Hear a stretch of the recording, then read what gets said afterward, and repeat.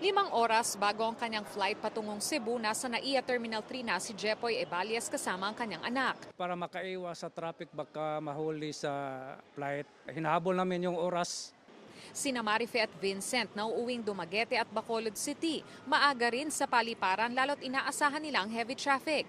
Pagkakataon na raw nilang undas at long weekend para makapagbakasyon sa kanilang probinsya. Para makasama namin yung family din namin dun sa probinsya.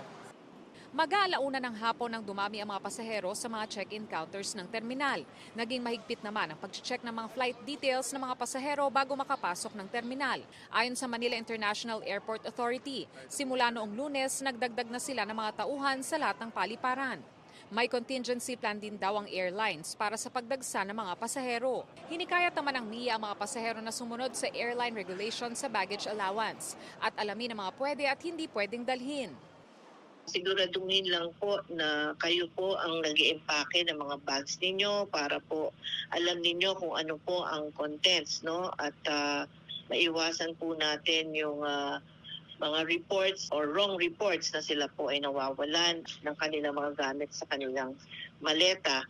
Ayon kay Transportation Secretary Jaime Bautista, kinausap niya ang management ng mga airlines na iwasan ang overbooking ng mga pasahero. Ang sabi ko nga sa kanila ay ngayong peak season, dapat na wag na tayong mag-overbook dahil kawawa naman yung mga naapektuhan ng mga pasahero. Sabi ni Bautista, dinagdagan na ng Coast Guard at Marina ang kanilang mga personnel sa mga pantalan. Para sa GMA Integrated News, Von Aquino, nakatutok, 24 oras. Mga kapuso, manatili nakatutok sa balita anumang oras. Mag-subscribe sa GMA Integrated News sa YouTube.